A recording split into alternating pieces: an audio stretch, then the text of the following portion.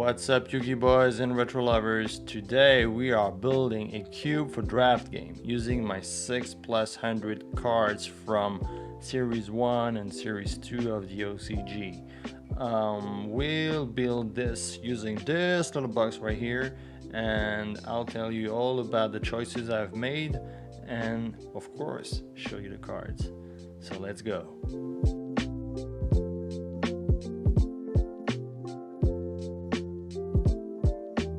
As opposed to construct formats in which you build your deck at home and learn to master it by training with it before going to your local game store or even to a tournament, in draft format you build a deck on the spot with the cards you got by opening boosters, which is already a very cool thing by itself.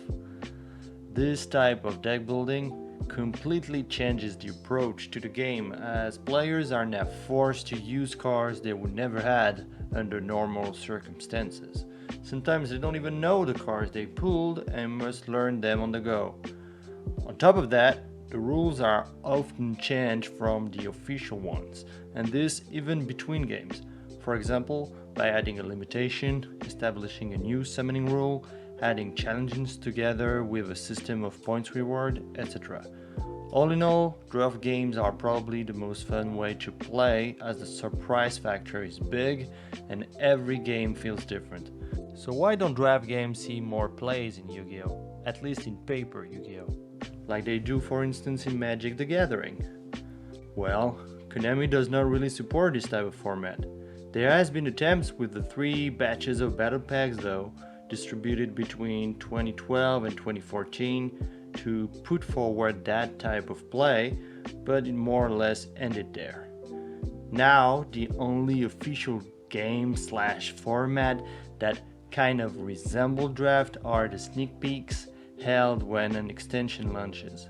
But realistically, since core extensions are not products tailored for draft games, it cannot really be compared. In the end, because Konami does not provide a proper draft product, I decided to make my own, and one that suits my taste, that is, an OCG Retro one. So here is the cube box itself. Let me show you. As you can see, it contains a lot of small booster boxes. I chose to have twice the exact same card pool made of 280 cards, so that each player has the same chance to get any given card. I wanted to avoid situation where, for example, player A who pulled the only available Raigeki is assured that player B won't have it. This way, the surprise factor is completely maintained. In the end, you have in front of you here 28 blue boosters and 28 white boosters. I would say the most important thing when building a draft cube is to maintain a fair balance between what each player gets from their booster, while also creating the condition for interesting and fun plays. The first step towards this goal is to distribute the card on a power scale, so that they can then be arranged into several groups. I chose to go with 5, starting with tier D for the weakest, up to tier S for the most powerful cards. The assignment of each card on a tier was based on my small experience playing the Nikki format online with the Discord community, as well as the actual limited list of that era. For example, Newt, Jinzo, Raigeki, etc. used to be limited to 1 around that time in the OCG. Also, I simply used some common sense, like a 1700 attack vanilla monster is obviously weaker than an 1800 attack monster, which is in turn weaker than an 1850 or even a 1900 attack monster.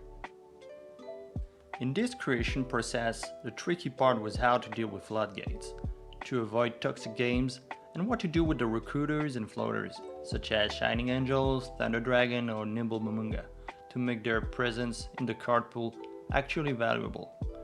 To deal with the first, I ensured enough removals could be accessed so that games shouldn't get stalled by a gravity bind for 25 turns, or at least not every round. About the floaters, to make them useful and playable, I introduced the shop system, which I'll show you in a moment. About the actual boosters, they will consist of 10 cards distributed like that.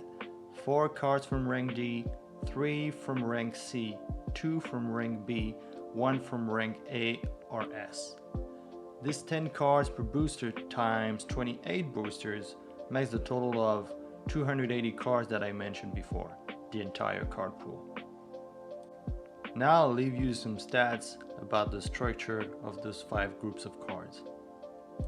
To finish, I would like to mention an extra tier, the E tier, as I plan to play a variation of drafts in which we'll start from the starter or structure decks. I had to give the cards from those products a level as well, and since they are often weaker than the cards I chose for the cube, I decided to give them an E rank. You'll see why this matters when we speak about the shop. But that's enough theory for now. Let's make those boosters. Using the 5 piles I just showed you, I will now be laying the cards one by one, going from the rank D up into the rank S, and then, when I have 28 stacks, I will take a booster from the cube, put the cards in it, put it back into the cube, and do it 28 times because we have 28 boosters.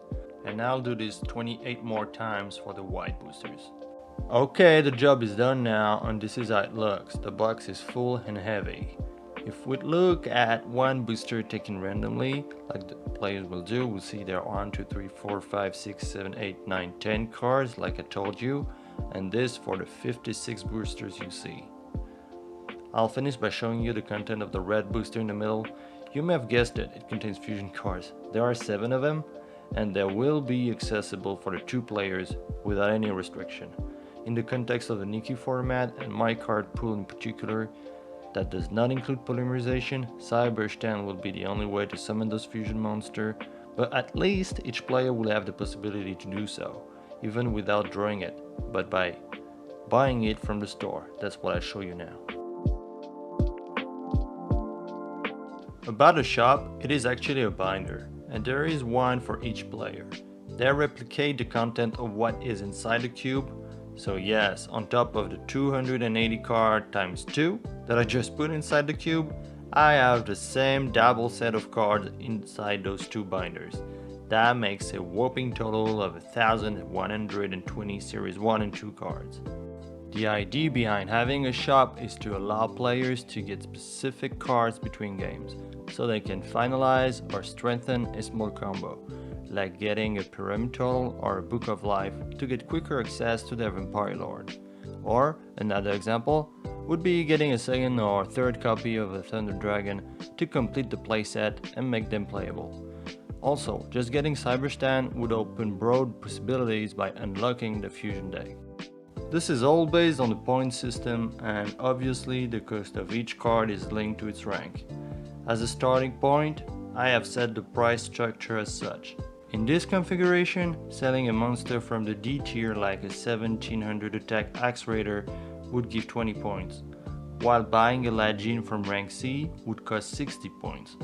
As you realize, the cost to get new cards must be correctly set so that player can get access to the right amount of cards to improve their deck between games, without modifying it too much as to make it too different or overpowered from one game to another. I thought that a 20% rotation rate between games would be good. To obtain points, player can of course sell some of the cards they pulled from their boosters or from their starter deck in that variation of draft. Now I'll show you all the cards available in my Nikki draft game by showing you the shop, or the catalog I'd like to say. All the cards in the boosters are here. It starts from rank D and goes up to rank S, with every time the monster first, then the spell, and finally the traps. Let's have a look.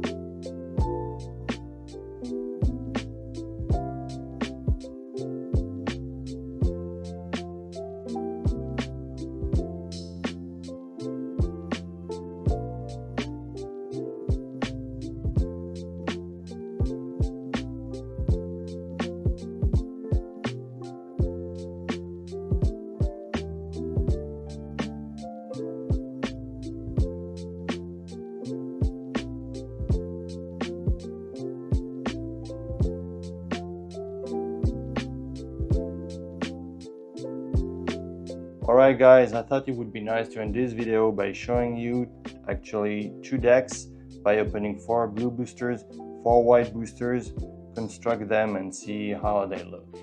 Let's get into the deck building by selecting boosters randomly. This one, one not here, this. So this is 4 blue boosters, and if we get the white ones, this could be as well another one. All right. Okay guys, starting with the blue boosters to make the blue deck. Let's see what's in it. Starting with the D monsters, Amazon with Chain, Grave, Good Grave, I don't remember his name, Royal Oppression, maybe not that useful in that format, Fake Trap,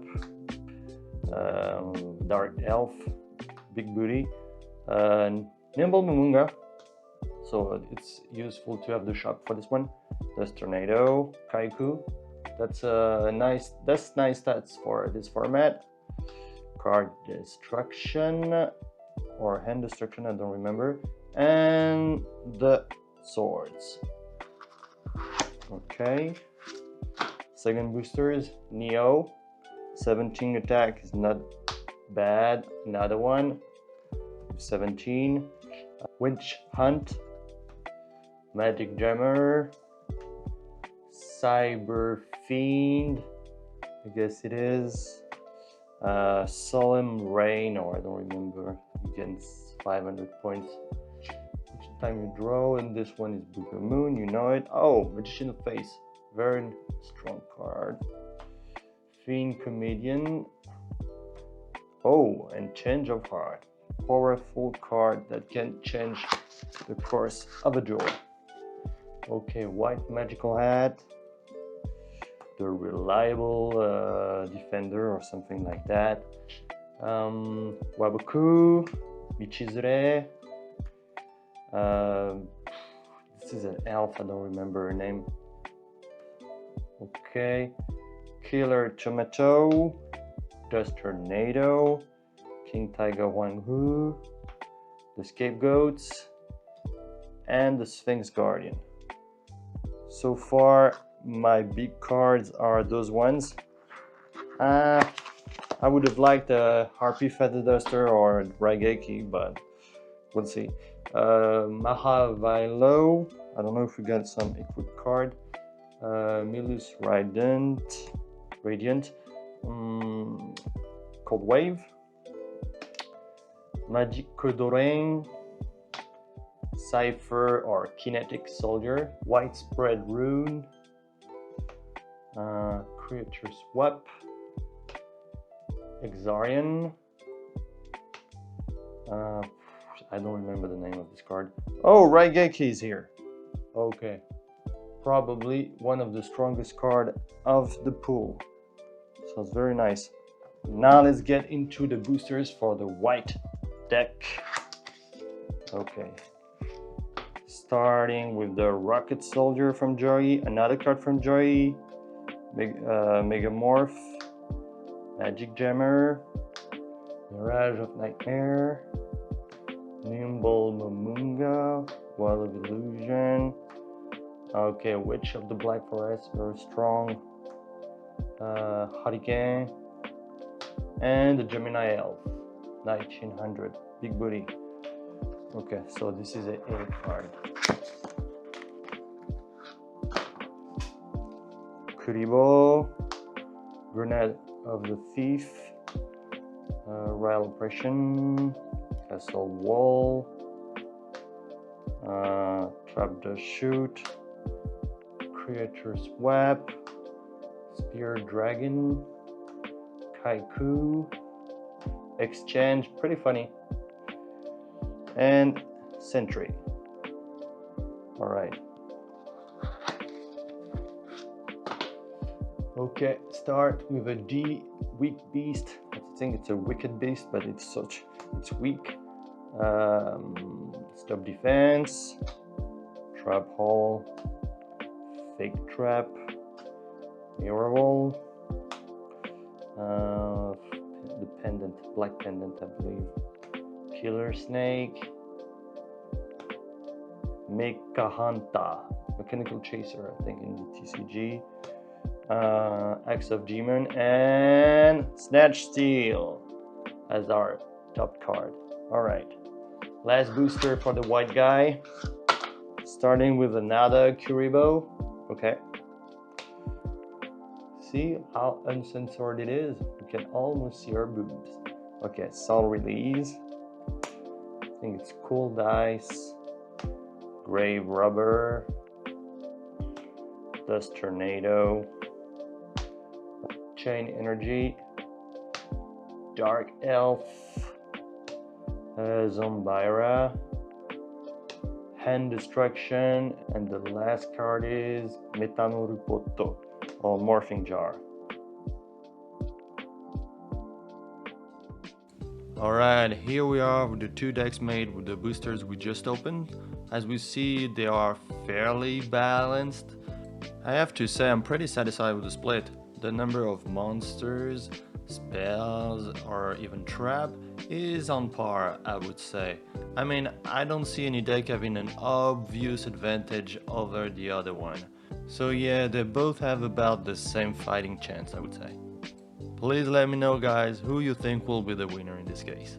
We're not gonna be playing those specific pools because, well, obviously my friend and I will be opening from the start, but you can expect that kind of openings followed by a very fun duel with the deck we managed to build. So yeah, stay tuned for that.